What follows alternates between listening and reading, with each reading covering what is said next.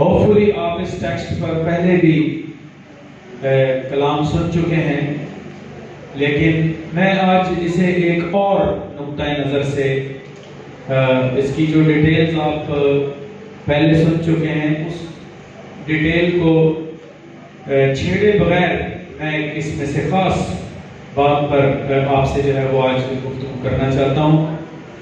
تو مقدس متی رسول کی معرفت خدا یسوع مسیح کی انجیل، اس کا چیپٹر نمبر 2 ہے، دوسرا باب ہے، اور اس میں سے ہم پہلی 10 آیتیں تقریباً ہم پڑھ سکتے ہیں۔ تو جو بھی پڑھنا چاہے آج آزادی ہے، پڑھ سکتے ہیں۔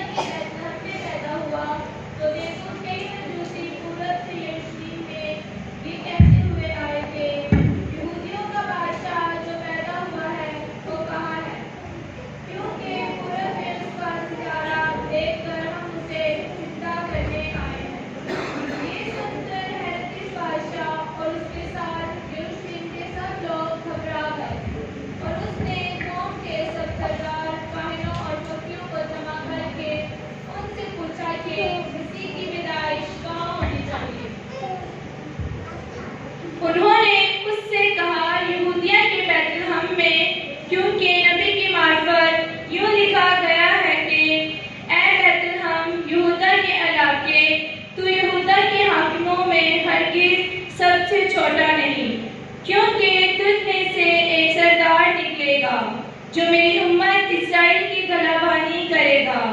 اس پر ہیرودیس نے مجوسیوں کو چپکے سے بلا کر ان سے تحقیق کی کہ وہ ستارہ کس وقت دکھائی دیا تھا، اور یہ کہہ کر انہیں بیت لحم کو بھیجا کہ جا کر اس بچے کی بابت ٹھیک ٹھیک دریافت کرو، اور جب وہ ملے تو مجھے خبر دو تاکہ میں بھی آ کر اسے سجدہ کروں۔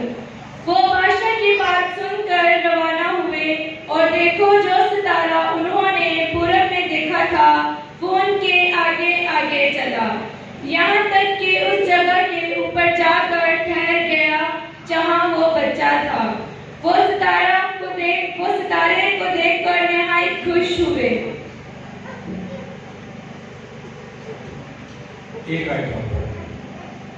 اور اس گھر میں پہنچ کر بچے کو اس کی ماں مریم کے پاس دیکھا، اور اس کے آگے گر کر سجدہ کیا، اور اپنے ڈبے کھول کر سونا اور لبان اور نور اس کو نظر کیا۔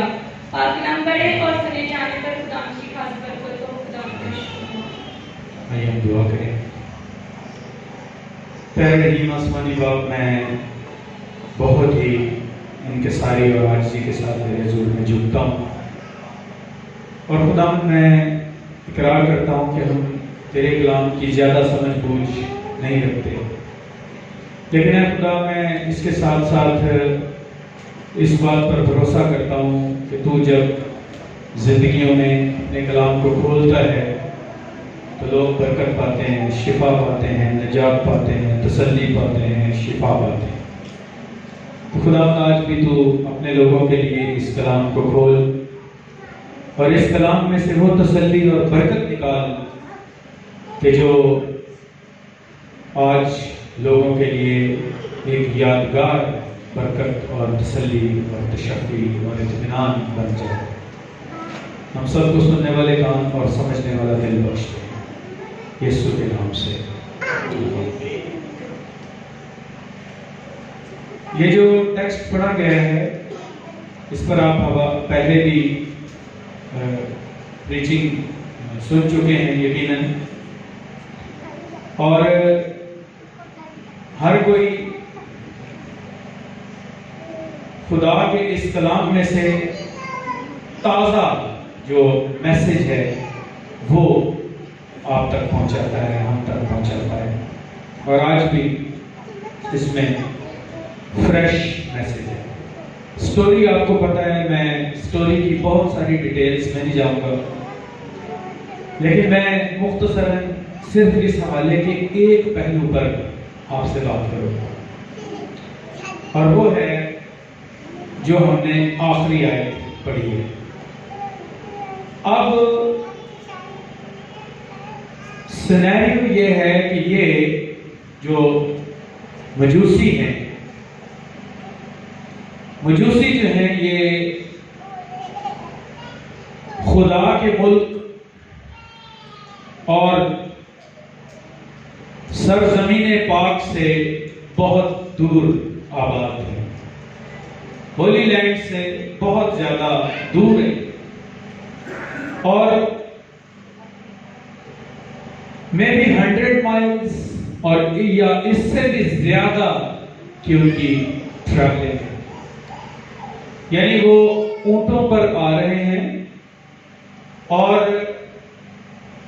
اس سارے کام میں ان کو 1.5 سے 2 سال کا عرصہ لگا ہے۔ 1.5-2 سال وہ اس ستارے کی پیروی کرتے ہوئے، اسے فالو کرتے ہوئے آئے ہیں۔ نہ ستارہ تھکتا ہے اور نہ یہ دیوانے تھکتے ہیں، اور اس ستارے نے انہیں کیا کہا تھا، کیا بتایا تھا اس ستارے نے؟ یہ ستارہ ان سے کیا کہتا تھا؟ ستارے کا ظاہر ہونے کا پرپس کیا تھا؟ ستارہ انہیں یہ کہتا تھا کہ یہودیوں کا بادشاہ پیدا ہو گیا، کیونکہ جیسے ہی ایک منفرد ستارہ انہوں نے دیکھا، جو اسٹرالوجسٹ ہیں وہ جو فلکیات کی رد و بدل ہے اس پر اپنی گہری نظر رکھتے ہیں، اور اسی نظر کے تناظر میں، روشنی میں ان کو اس ستارے نے چونکا دیا، اور وہ کہتے ہیں کہ ستارے تو ہم روزانہ دیکھتے ہیں، مگر یہ فرق نوعیت کا ستارہ آ جاتا ہے۔ تو میں اکثر جب اس ٹیکسٹ کو ریچ کرتا ہوں تو میں کہتا ہوں کہ بھئی انہوں نے اپنے بزرگوں سے کنسلٹ کیا ہوگا، پرانی کتابوں میں پڑھا ہوگا کہ جب اس طرح کا ستارہ دکھائی دے تو اس کے کیا معنی ہوں گے، اور جب انہوں نے اپنے بزرگوں کو، بوڑھے مجوسیوں کو، پرانے اپنے استادوں کو کنسلٹ کیا تو پتہ یہ چلا کہ یہ تو یہودیوں کے بادشاہ کی پیدائش کا ستارہ ہے، اور یہ یہودیوں کو جانتے تھے یہ لوگ، کیونکہ یہ اپنے ملک کی تاریخ سے واقف تھے، اور یہاں پر 70 برس تک جو اہل یہود ہیں، اس میں بیت لحم کے بھی لوگ ہیں، وہ لوگ ان کے ممالک میں اسیر رہ کر جا چکے ہیں۔ یہ سارا بیک گراؤنڈ انہیں پتا ہے کہ جس کی قوم ہمارے پاس اسیر رہ چکی ہے ان کا بادشاہ پیدا ہو گیا ہے، اور ساتھ ہی انہوں نے یہ سمجھا، اور ستارے نے انہیں یہ پیغام دیا کہ یہ نہ صرف یہودیوں کا بادشاہ ہے بلکہ یہ دنیا کا نجات دہندہ ہے، اور نہ صرف یہ پیغام دیا کہ یہ دنیا کا نجات دہندہ ہے بلکہ اس کے ساتھ ساتھ یہ بھی انہیں پیغام مل گیا کہ یہ خدا ہے، کیونکہ وہ گھر سے کیا ارادہ لے کر نکلے تھے کہ ہم اسے سجدہ کرنے جائیں گے۔ اب میں آج جو خاص بات آپ سے کرنا چاہ رہا ہوں وہ خاص بات یہ ہے کہ خداوند یسوع مسیح کی پیدائش، خداوند یسوع مسیح کا ظہور، خداوند یسوع مسیح کا اس دنیا میں آنا ہماری زندگی کی اور ہمارے عالم کی تاریخ کی سب سے بڑی برکت ہے. یعنی اگر آپ دنیا کی برکات کو کمپیئر کریں اور آپ 1 2 3 نکالیں کہ پہلی ٹاپ پہ برکت یہ ہے، 2 پہ یہ ہے، 3rd پہ یہ ہے، تو سب کی ٹاپ پر جو برکت آئے گی یا سب سے اوپر جو نمبر 1 برکت لکھی جائے گی وہ برکت ہے خداوند یسوع مسیح کی اس دنیا میں آمد. اس کی وجہ بڑی خاص ہے، اور وہ وجہ یہ ہے کہ خداوند یسوع مسیح ہماری زندگی میں وہ کچھ کر سکتا تھا جو کوئی اور بادشاہ، کوئی اور فلسفی، کوئی اور پہلوان، کوئی اور جرنیل، کوئی اور نبی نہیں کر سکتا تھا. اور خداوند یسوع مسیح ہماری زندگی میں کیا کر سکتے تھے؟ وہ ہمیں ہماری زندگی کی سب سے بڑی مشکل سے آزاد کر سکتے تھے. اور وہ سب سے بڑی مشکل کیا تھی؟ سب نے گناہ کیا اور خدا کے جلال سے محروم ہو گئے. یہ ایک بہت بڑی مشکل تھی. انسان نے تپسیا بہت کی، محنت بہت کی، برج بڑے بنائے، انسان نے ریاستیں بہت کی، اپنے آپ کو ٹھنڈ میں، گرمی میں مارا، آنکھوں پر چلوایا، دیوی دیوتاؤں کے آگے اپنے بچوں کو لوگوں نے ذبح کیا، لیکن خدا سے وہ ملانے کے لیے یہ ساری کاوشیں ناکافی اور ناتمام ثابت ہوئی. اس لیے خداوند یسوع مسیح کا آنا، خداوند یسوع مسیح کی آمد، خداوند یسوع مسیح کی پیدائش، خداوند یسوع مسیح کا ظہور ہمارے لیے سب سے بڑی بلیسنگ ہے. اور جب مقدسہ مریم کو پیغام دیا گیا تو کیا کہا گیا، اور یوسف کو کیا کہا گیا کہ تو اس کا نام یسوع رکھنا، اور وجہ بتا دی کیونکہ یہ اپنے لوگوں کو ان کے گناہوں سے نجات دے گا. تو یہ کام کوئی اور نہیں کر سکتا تھا. لوگ شریعت دے سکتے تھے، لوگ مشورے دے سکتے تھے، لوگ دعائیں دے سکتے تھے، لوگ کاؤنسلنگ کر سکتے تھے، لوگ ڈانٹ ڈپٹ کر سکتے تھے، لوگ قربانیاں چڑھا سکتے تھے، ہمارے بہاف پر لوگ کفارے ادا کر سکتے تھے، لیکن کوئی ایسا نہ تھا جو قربانی بھی ہو، کفارہ بھی ہو، کاہن بھی ہو، اور وہ ہماری قربانی باپ کے حضور جا کر پیش بھی کر سکے. عبرانیوں کا مصنف ہمیں یہی بات سکھاتا ہے. عبرانیوں میں لہذا یہ ہماری زندگی کی سب سے بڑی برکت ہو گئی. اب سوال یہ پیدا ہوتا ہے کہ یہ جو مجوسی ہیں، ہر شخص اپنی اپنی برکت کو اپنے اپنے طریقوں سے رسیو کرتا ہے. یہاں پر جمعے کو ایک برکت کی دعا کے لیے کہا گیا، اور میں بہت حیران بھی ہوا اور تھوڑا مجھے یعنی دھچکا بھی لگا کہ کس طرح سے جو ہے وہ لوگ اپنی برکتوں کا رسپونڈ کرتے ہیں، کس طرح سے رسپانس دیتے ہیں اپنی برکتوں میں لوگ. تو یہاں پر ہم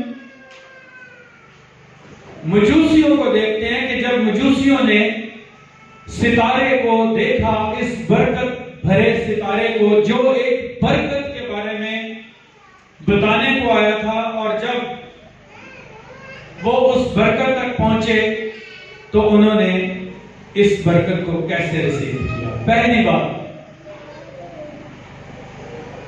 کہ انہوں نے بلا تاخیر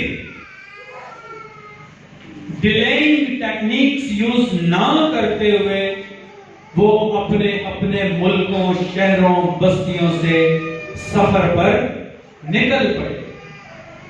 تو پہلی بات جو انہوں نے اس برکت کو رسپونڈ کیا وہ یہ کیا کہ وہ اس برکت کی فزیکل اپیرنس کو دیکھنے کے لیے یا اسے پریکٹیکلی دیکھنے کے لیے انہوں نے کوشش اور جد و جہد شروع کر دی اور بڑا ایفرٹ کیا، کیونکہ سینکڑوں میل کا سفر تھا، یہ کوئی کم سفر نہیں تھا۔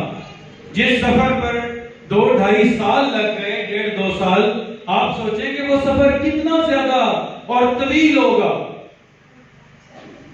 تو انہوں نے فزیکلی اپنے آپ کو اس برکت میں انوالو کر دیا اور ٹریولنگ شروع کر دی،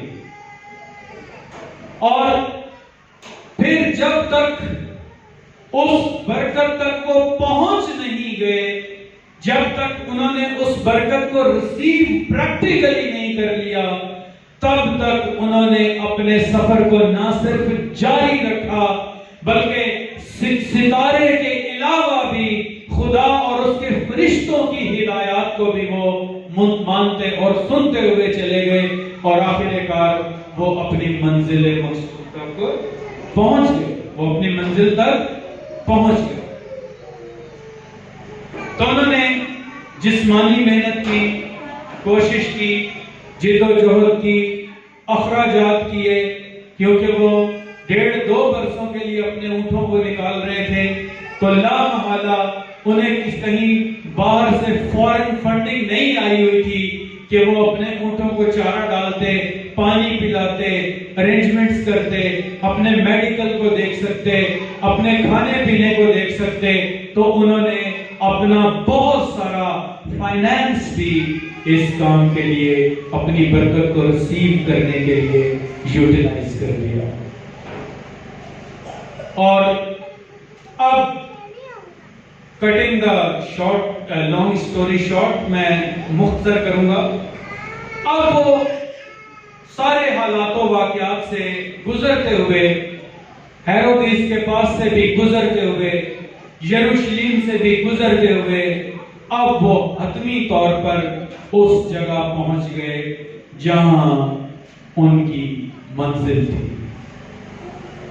اور انہوں نے کیا کیا؟ کیسے اس برکت کو رسید کیا؟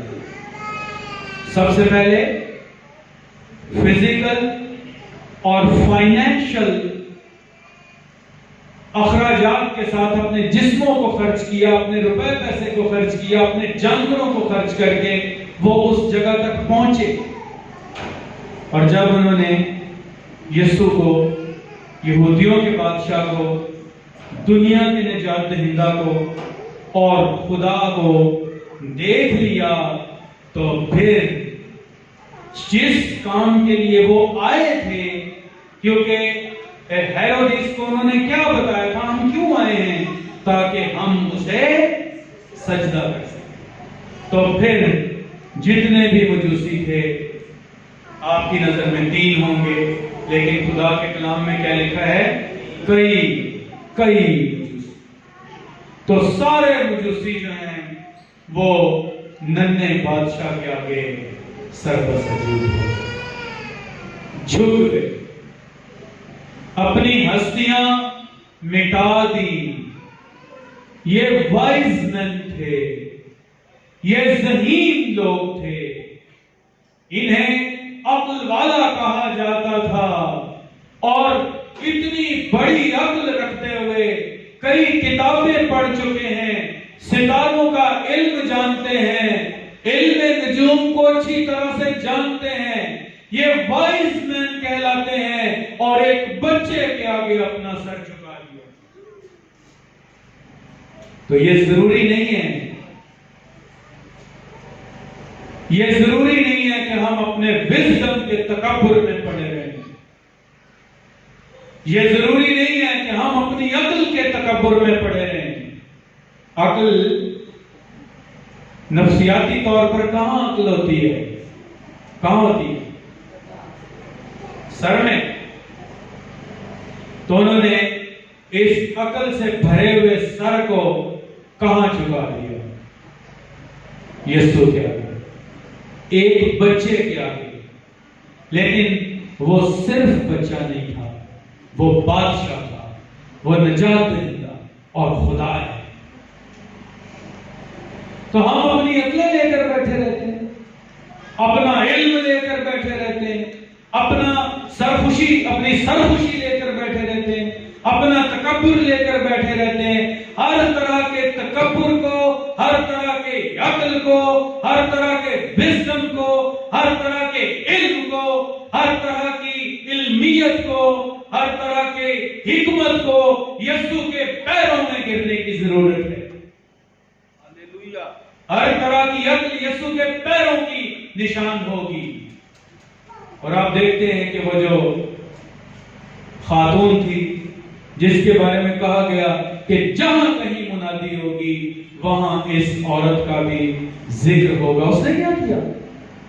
अपना सर हतमी तौर पर यीशु के पैरों पर फेंक दिया, अपने आप को मुकम्मल सरेंडर कर दिया, अपने आप को मुकम्मल तौर पर खाली कर दिया।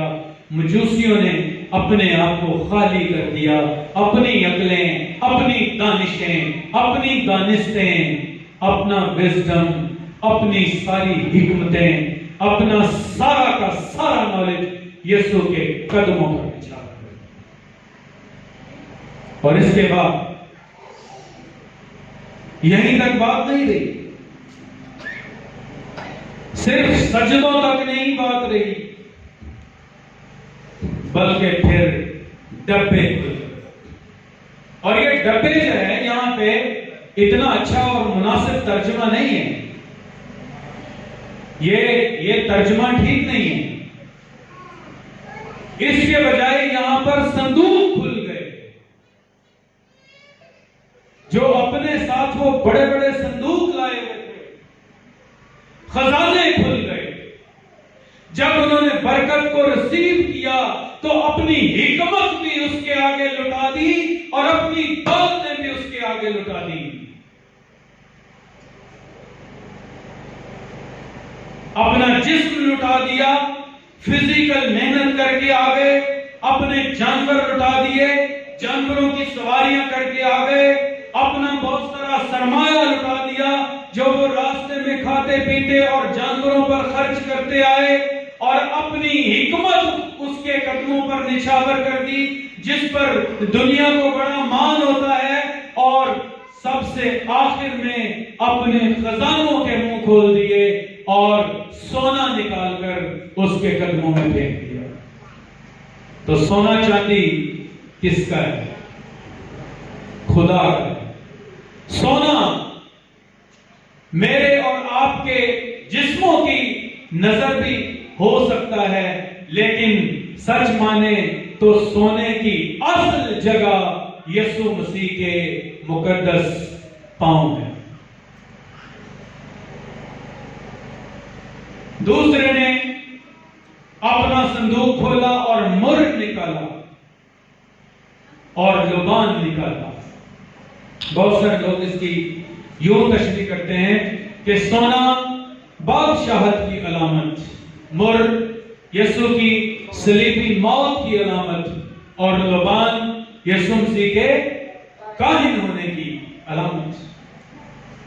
तो वो क्या मान रहे हैं अपने तहाइफ से? उसे सोना देकर वो उसे बादशाह मान रहे हैं अपनी जिंदगी का। मुर्र देकर वो ये मान रहे हैं कि यस तू हमारे लिए ज़िबा होगा, तू हमारे लिए मरेगा, और लुबान देकर वो उसे काहिन आज़म मान रहे हैं। हम अपनी बरकतों को कैसे रिसीव करें? इब्राहिम का मैं यहां हवाला दूंगा। 4वें बाब में खुदा ने उसे एक बरकत से नवाजा, और वो बरकत क्या थी कि उसे 5 बादशाहों के खिलाफ फतह बख्शी। ये भी बरकत है ना। और बहुत सारा मालो दौलत और माल गनीमत उसे बख्शा। तो उसने इस बरकत के रिस्पॉन्स में क्या किया? जब मलके सिदिक सालिम का बादशाह اس سے ملنے آیا تو اس نے کیا کیا؟ اسے برکت دی نا. ملکہ صدیق سالم کے بادشاہ نے اسے برکت دی کہ بھئی خدا تجھے برکت دے، اور روٹی اور میں اس کو دی. ایسے لکھا ہے نا پیدائش 14 باب پڑھیے گا. تو پھر ابراہیم نے کیا کیا؟ کیسے اس برکت کو رسید کیا؟ ابراہیم نے خدا کے کلام میں پیدائش 14 باب میں بھی لکھا ہوا ہے، پیدائش 14 باب کے علاوہ عبرانیوں کے خط میں بھی لکھا ہوا ہے کہ ملکہ صدیق سالم کے بادشاہ کو ابراہیم نے سارے مال کی دہیہ کی، سارے مال کی دہیہ کی. تو ہمارے فائنینسز جو ہیں وہ بھی خدا کے نظر ہیں، ہماری زندگیاں خدا کی نظر ہے، ہماری عقل و دانش خدا کی نظر ہے، اور ہمارا روپیہ پیسہ، ہماری دولتیں، ہماری اولادیں، ہمارے گھرانے، ہمارے گھر، ہماری عبادت گاہیں، ہمارے سارے وسائل جو ہے وہ خدا کے پیروں میں ہونے چاہیے. تو ہم کب سے دعوے دار ہیں کہ جی ہم یسوع کی نجات کو حاصل کر چکے ہیں؟ ہم کب سے دعوے دار ہیں کہ ہم وہ برکتوں کو انجوائے کر رہے ہیں؟ زندگی کی برکت ہے، سلامتی کی برکت ہے، صحت کی برکت ہے، اولادوں کی برکتیں ہیں. کتنی برکتیں خدا ہمیں دیتا ہے. ہمارا سر کہاں ہے؟ اپنے آپ سے میں اور آپ سوال کریں. ہمارے سورسز کہاں ہیں؟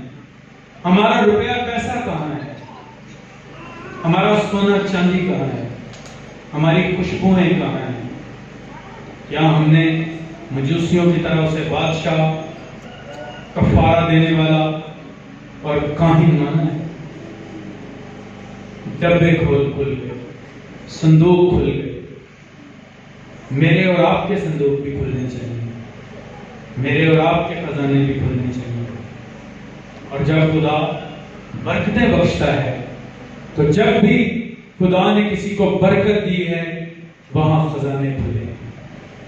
جب بھی خدا نے کسی کو بلیس کیا ہے وہاں خزانوں کے منہ کھلے. آپ یعقوب کی زندگی میں دیکھ لیں، اس روز جو پاسٹر صاحب نے ذکر کیا تھا، اور کتنی خوبصورتی سے خدا کے بندہ نے ہمیں بتایا تھا، اور ہم سب کے لیے اس میں سیکھنے کے لیے تھا کہ جب خدا مجھے یہ برکتیں دے تو میں اپنی داری اپنے مال و دولت کو خدا پر لوٹاؤں گا. اور آپ پوری بائبل میں آپ دیکھ لیں، جہاں برکت ہے وہاں برکت کا رسپانس، جہاں برکت ملی وہاں برکت کو لوگوں نے رسپونڈ کی.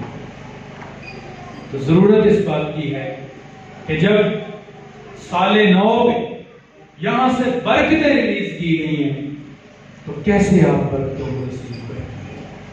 کیسے آپ برکتوں کا استقبال کرتے ہیں؟ کیسے آپ خدا کو اور خدا کی برکتوں کو رسپونڈ کرتے ہیں؟ کیسے آپ برکتوں کا جواب دیتے ہیں؟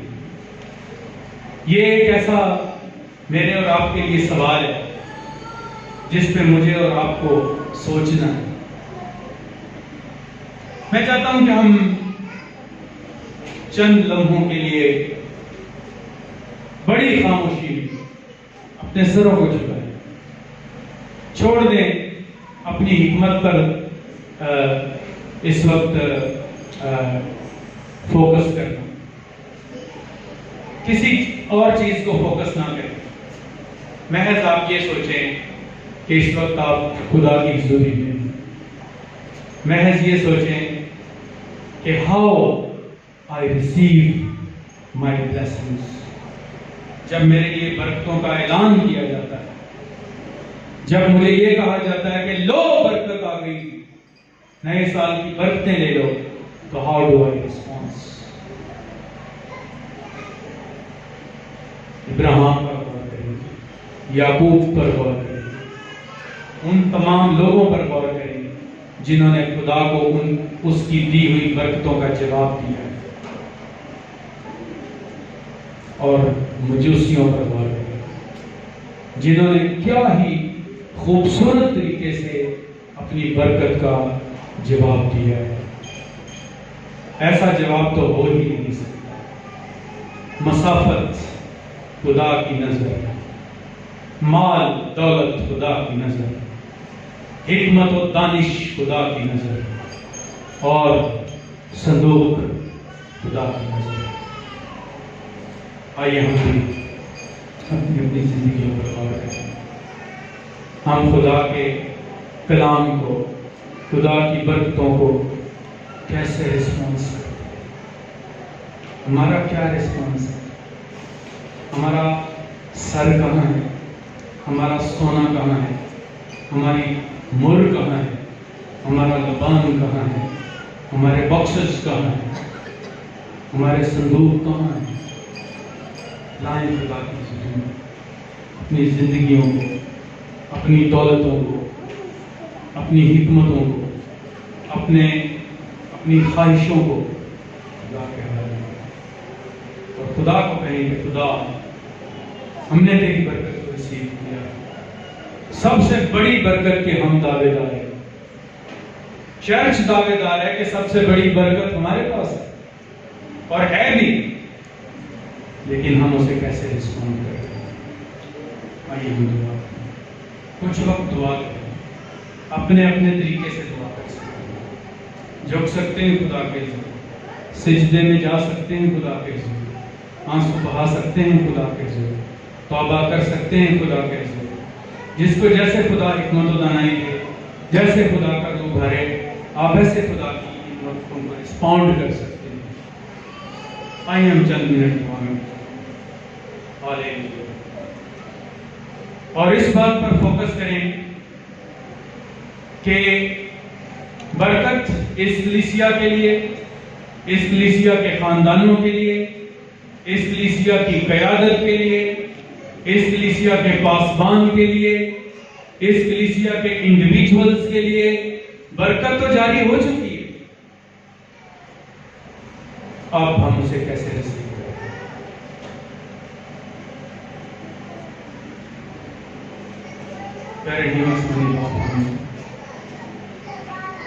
اس کلام کے لیے جو زندہ، مؤثر، متحرک اور پاک ہے،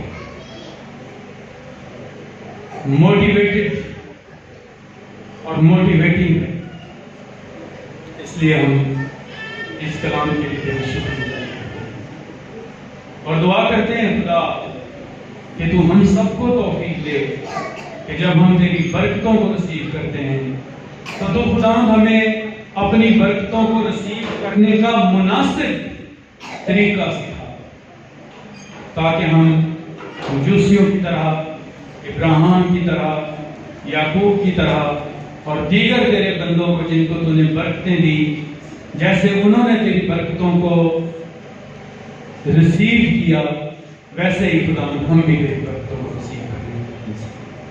ہم سب کی مدد کر، اور میں ایک دفعہ پھر خداوند وہی برکتیں دوبارہ سے خداوند اس کلیسیا کے لیے چاہتا ہوں اور دعا کرتا ہوں کہ خداوند کلیسیا کے انڈیویجولز، کلیسیا کے بیٹے، کلیسیا کی بیٹیاں، کلیسیا کی بزرگ بہنیں، کلیسیا کے بھائی، کلیسیا کے بزرگ بھائی، کلیسیا کے لیڈرز، کلیسیا کے ساز بجانے والے، کلیسیا کا ہر ایک انتظام کرنے والے اور کلیسیا کے بچوں سے لے کر بڑوں تک ہر ایک پر ان برکتوں کو رسیو کرے اور تیرے بیٹے یسوع کو اے خدا چلا۔